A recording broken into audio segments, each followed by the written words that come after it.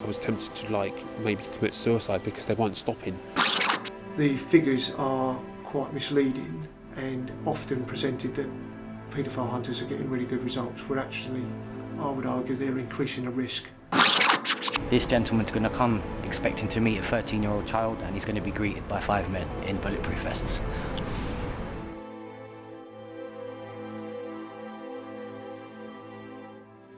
Where's your friend? What if you was playing with your friend? Yes, you both playing with each other in a naughty way, babe. That would be hot.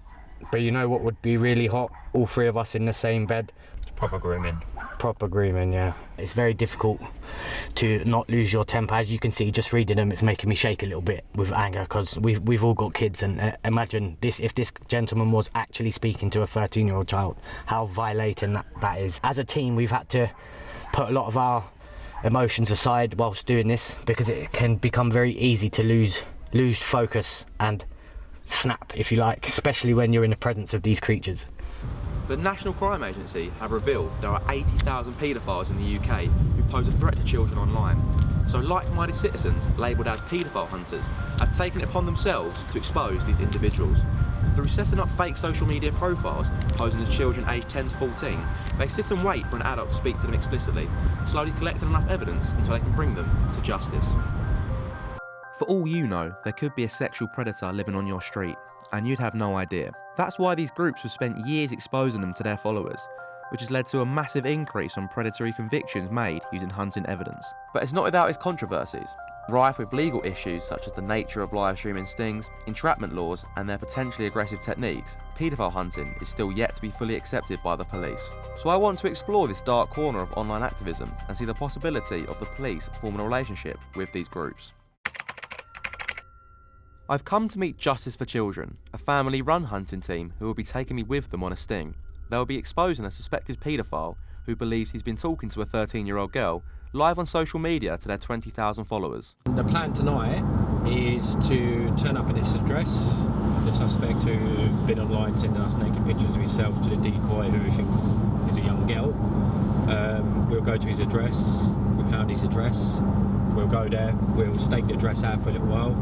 The police want to turn up, it's up to them. If they don't turn up, we'll be approaching the door ourselves to knock on the suspect's door to expose him. After that, the police will have to turn up to arrest him. It's as simple as that.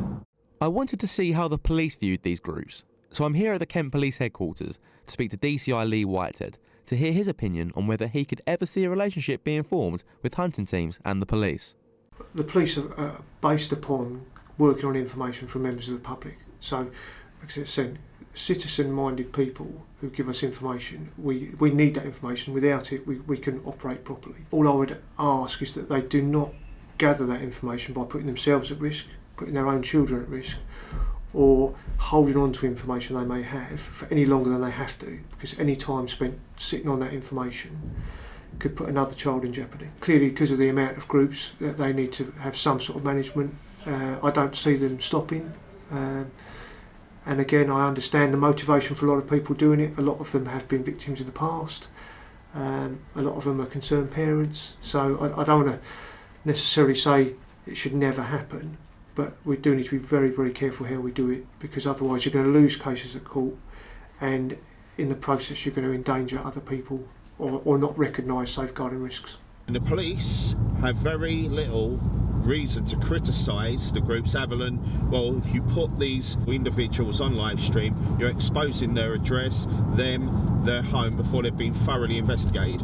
That is to be taken on board. And it gives them the scare factor as well, that they have been exposed live on social media, where it could be 5,000 people watching it, and after the live stream's ended, the video will get viewed 500,000 times or 1 million times, and then it may put the scare factor into most of it does, and it hopefully stops it. The evidence is all there, isn't it, mate? The evidence is all there. It's compelling and it's undeniable. It's undeniable. It's very rarely going to impact on a case and cause a case to be chucked out. I'm back in London to speak to JB, a former hunter who has asked to remain anonymous, whose life was turned upside down 2 years ago when the hunter became the hunted. After running the stings that led to the convictions of 28 sex offenders, He was targeted by these individuals, who doctored his images and plastered them all over social media, making JB himself out to be a paedophile. What they've done is, it's enough to tip anybody over the edge, really, isn't it? Trying to portray me as a sex offender, and I've never committed any sexual offences in my life, and nor would I ever. And then it kind of dampened down a little bit, and then it got more serious towards sort of this year, end of January, where they constantly kept on stealing my images again and trolling me all over social media. It was more like stalking and harassment. Would you say that the events of the past 2 years has ruined your life? I would say it has, yeah. I don't regret anything that I do or what I did, but it doesn't mean that I deserve to be trolled for it. I might have been a little bit open more than I should be with people, but that was because, raising awareness in the public, I think everybody should know. Back on the sting, the team have called the police and are asking for assistance, as a sting of this nature is out of the ordinary from the hunting team's usual methods. Amazing, thank you. We're here and we're waiting. Please, no blues and twos, nothing like that. Just come in quietly and then we'll go from there. Amazing, thank you, bye-bye. They are fucking on it. We don't know yet until the officers turn up. Priority call, they're on the way. Okay. Yeah. For legal purposes, I opted to remain in the car during the sting, as I didn't want to prejudice the case, but the team, even knowing the legal ramifications, chose to live stream everything to 1,000 people on their social media page. We got him at his address, we got him in a police van, he was taken away, the statements were given, he will be charged, he will be remanded on whatever previous he's got. We will never stop, this is what we do, we don't get paid to do it. You want to be a nonce, we'll catch her, and we won't stop until we do. The more time I spent immersing myself in the world of paedophile hunting, the more I realised it's just groups of normal guys and girls who want to make a difference in the world. They know their techniques are controversial, but it's usually fuelled from a place of frustration towards the system. This is an issue that needs national attention. It's more than one hunting team snaring one predator.